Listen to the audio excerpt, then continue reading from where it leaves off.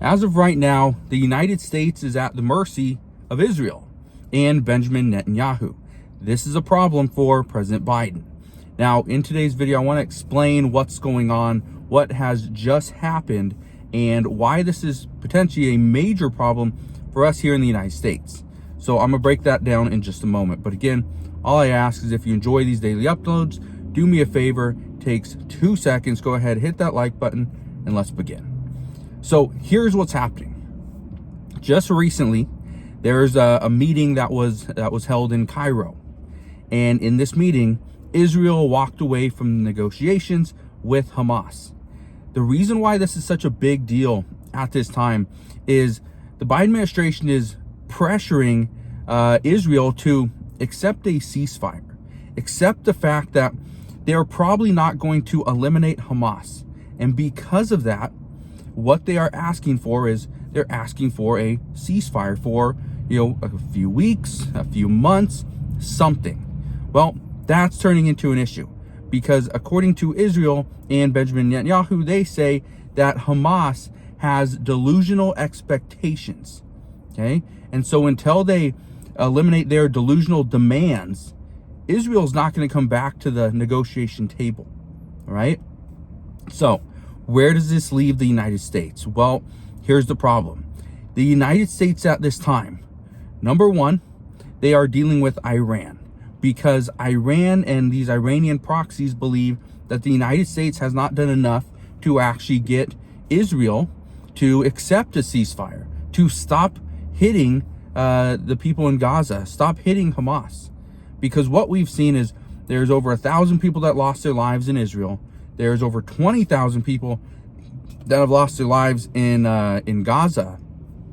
It's a big deal. This is a massive, massive undertaking that both of these groups have done. Now, here's what this means moving forward. If Israel's simply going to walk away from this negotiation, the problem with this is they're walking away when they're actually fairly close. They're really close to reaching a deal, but Israel is saying that Hamas is just delusional. They don't want to negotiate. They are pretty much giving their demand. This is what we're willing to do. This is what you need to accept. Let's go forward. Israel says no. That you were the ones that attacked us first. You are not going to be the ones that are actually dictating the direction of this negotiation. Now, let me bring that back to President Biden and what's happening here in the U.S. What we have heard over the past couple of months is that the U.S. border it's not technically open, but the U.S. border is so easy to come across that we are seeing people from many other countries get into the United States.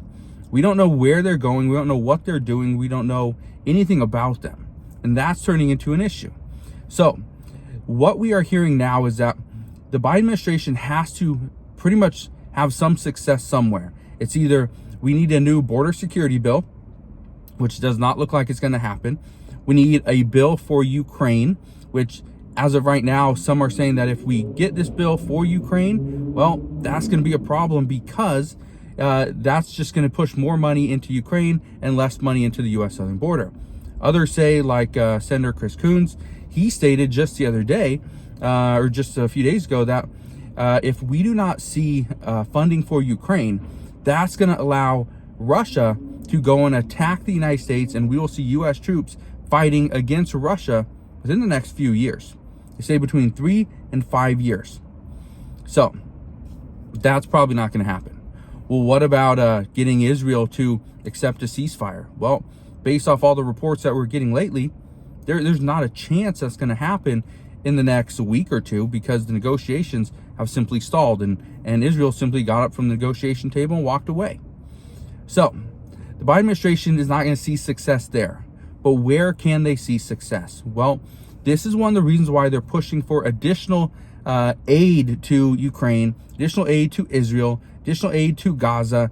If they push additional aid to Gaza and humanitarian assistance, what could happen, we could actually see these Iranian-backed proxies look at that as, okay, that's somewhat of a win. That's a win right there. So let's calm down. Let's slow down with these attacks in the Red Sea, and let's see what happens moving forward.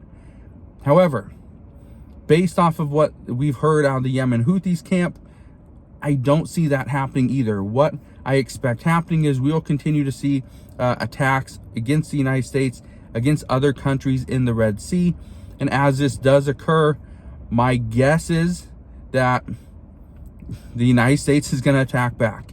And once we start attacking back, there's a chance we do end up in a war. Now, what does that mean for you? Well, here's what we can expect. As of right now, there's a lot of discussion regarding, what's the next election's gonna look like. Are we gonna see President Biden win this? Are we gonna see former President Donald Trump win this? Will somebody else jump in? Well, here's the expectation. The expectation as of right now is that we are going to see Democrats are gonna try to pull off some type of a win, some type of they're gonna do something to try to say and tell their constituents that, hey, look what we did. We did this for you. This is all for you. So I don't know what that bill is going to look like. Republicans, they're going to do something very similar. The other thing they're going to do is they're going to block Democrats from getting their bills passed. This includes the possibility of a bill to send $60 billion to Ukraine, $17 billion or 14, whatever it is, to Israel, another $9 billion to Gaza, I think in the Pacific, and stuff like that. So that's what they're fighting for. And again, they want additional border security. So with all that said, do we see any good news in the horizon? Well, no, I don't. I think Democrats are going to block Republicans. Republicans will continue to block Democrats, and we might not see anything passed for a while. Now, what could there be though? This is where lawmakers have been discussing, well, let's pass a bill for business deductions. That's what Republicans want. And let's also pass a bill for the expanded child tax credits. However, and this is where Democrats and Republicans don't agree yet, is if they pass a bill for the expanded child tax credit, it's not a payment, it's not a monthly payment like it used to be. It's not increasing the amount from $2,000 up to $3,500, okay, or $3,000. That's not in the question. They're not increasing it. All they're doing is expanding it so that more people are eligible to receive it. That's it. So at this time, I wish we had better news, that there's more for you. However, there's just not. Lawmakers cannot agree on what to pass. They cannot agree as to who to give benefits to, who to send money to, whether it's another country or to the U.S. southern border to shore up what we're doing here. That's where they're at. So I just wish I had better news, but as of right now, the Biden administration is still backed into this corner because of what Israel's doing.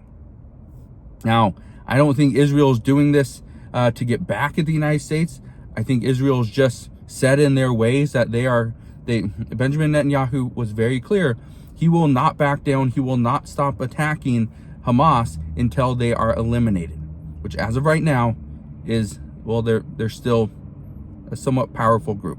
So we will see what happens moving forward. All I can tell you is I'll continue to bring you news. I'll be here every step of the way. I'll fill you in on all the latest news and updates. Again, if you enjoyed today's video, do me a favor, go ahead, hit that like button. Also, consider subscribing, and I'll see you guys on the next one.